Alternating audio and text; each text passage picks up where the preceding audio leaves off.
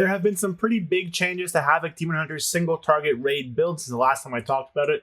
So in today's video, I'm going to be giving you guys an updated guide on how to do the most single target DPS as Havoc Demon Hunter.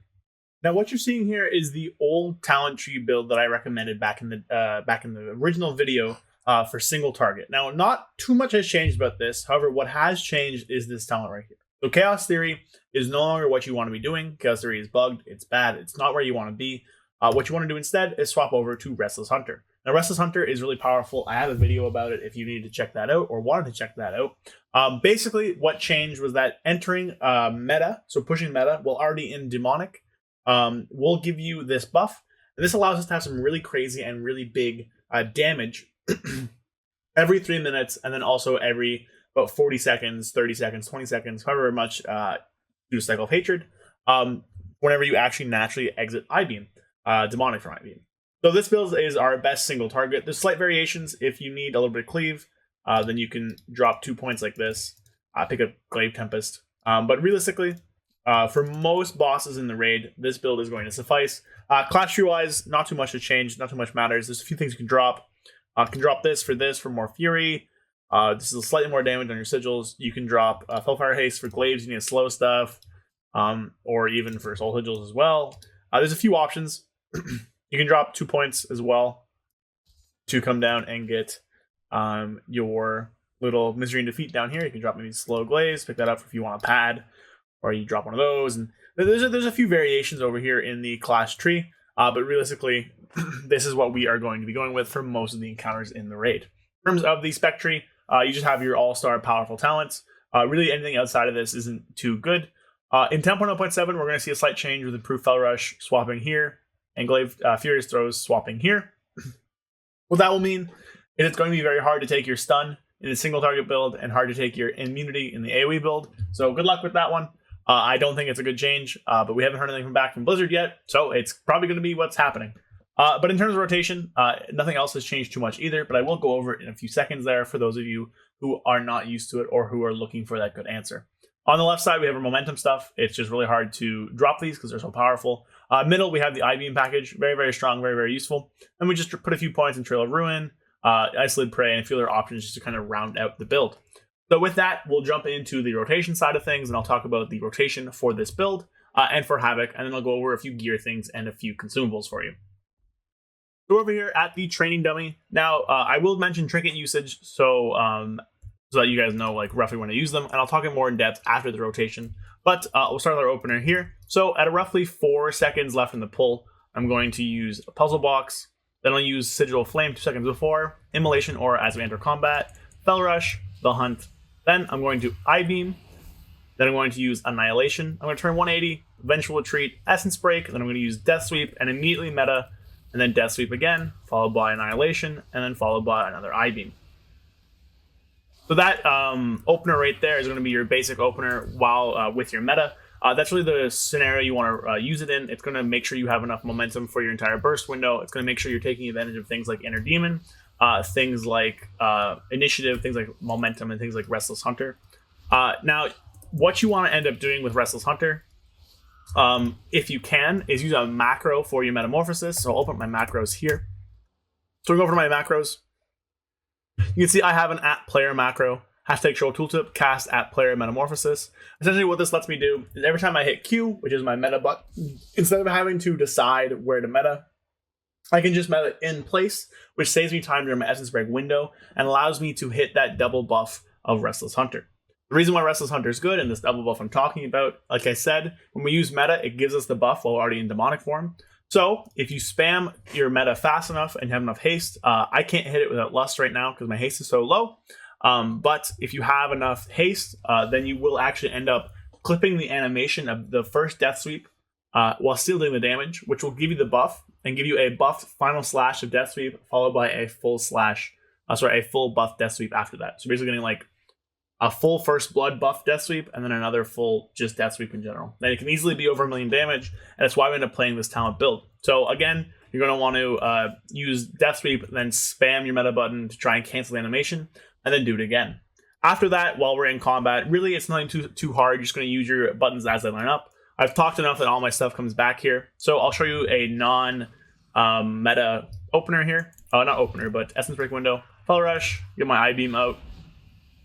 Then turn in 180, Vengeful Retreat, Essence Break, Death Sweep, and then 2 Annihilations. Kind of the bread and butter there. From here, you're just basically going to be using things as they come up.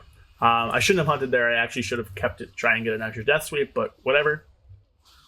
You're using things as they come up here. Your Essence Break should come up for your second I-Beam, which is ideally where you want it to be. You can get I-Beam down to around, oh, I'm stuck. There you go, around 20 seconds. The only thing that you want to end up holding is if your I-Beam comes off cooldown and Essence Break has about 8 seconds left, or a little bit less, then you actually don't want to use the I-Beam. Otherwise, you can just use the I-Beam, send it, and you'll be right as rain, good to go. It won't be that big of a deal. So my haste is really low, so my I-Beam's coming back very slowly.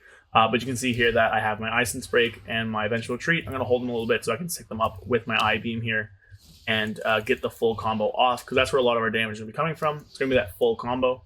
In terms of your demon, you don't want to glaive it down. You want to just cleave it unless you're about to enter an Essence Break window. So see here, Essence Break's up, so I'll glaive my demon down.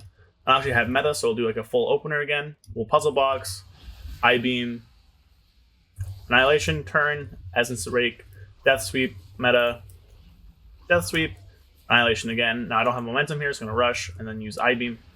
And that will be your big damage. And that's basically the rotation here. It's not hard, it's pretty simple. And the opener is fairly easy to get down as well. Otherwise, make sure you're just Fel Rushing before you use your big abilities like Death Sweep or I-Beam. Use your things like the Hunt and Vengeful Retreat on cooldown. Trying to line them up together when you can, so you get the crit bonus on the Hunt. And just push your buttons on cooldown. It's not too difficult, not too complex, but there is definitely some room for skill expression in keeping up your cooldowns. See here, my I-Beam came up with Essence Break. Because I'm in meta, I'm going to send it, but normally you should be holding that to keep them synced together outside of your windows. So that's it for the rotation and stuff like that. So from here, we'll talk about some consumables, and then I'll talk about some trinkets and stats and stuff, and then I can end off the video. So in terms of trinkets, there's going to be a few that you want to be interested in. Your big one is going to be a Whispering Incarnate Archon. I'm lucky enough to got one on Mythic.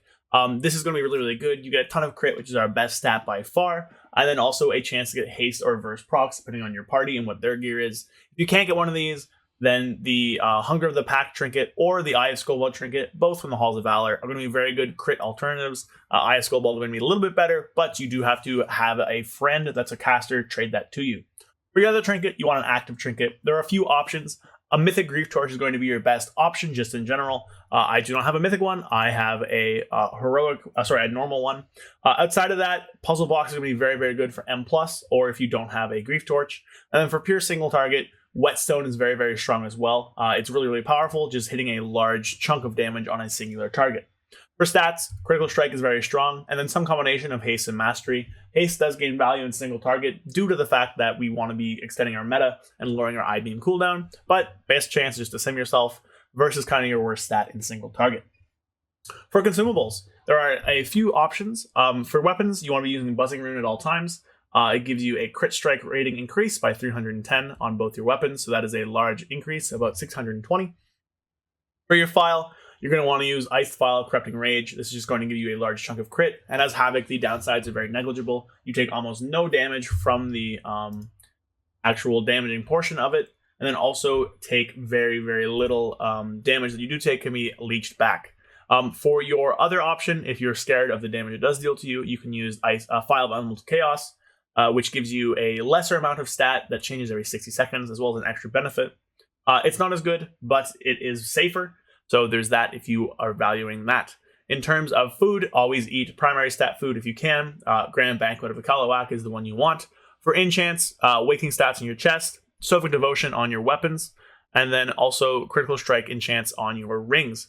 Fierce Armor Kit for the pants, and then just everything that gives you avoidance and stamina. So that's it for the consumables. For the trinkets, for gear, try and pick up a ring, get your tier. Put a Elemental Lariat as one of your embellishments. Grab something that has, where is mine? That's chest. Grab something that has the Zone of Focus for the other one, so the blue silken linen. If you're in pure single target, then you can grab a fan instead. That is it in terms of certain things here, though. Prioritize items that have crit, prioritize items that have mastery and haste, and you will be doing good in gearing and in life as a Havoc Demon Hunter. That is it for my quick little single target build guide for Havoc Demon Hunter. If you have any questions about anything, I know I didn't use Lust to show off the Death Sweep combo thing there, whatever, then ask them down below. I'll be happy to help and answer those as best I can. If you enjoyed the video, like and comment as well. It really helps me out. Drop a sub as well. We're making the big number go bigger, above 4,000 now, which just is crazy. It means a lot to me. With that, though, I hope you enjoy my quick little guide. I'll have more content for you guys in the next coming days. And enjoy the rest of your day. Peace out. I'll see you guys next time. A big shout out to my YouTube channel members, Dam and Flapjack67. Your guys' support has really helped me make these videos as good as I can. If you're looking to support me and help me make more videos and better videos, then click the link in the description below to learn more about channel membership and get a ton of sweet perks while you help me make this channel as great as it can. Thank you.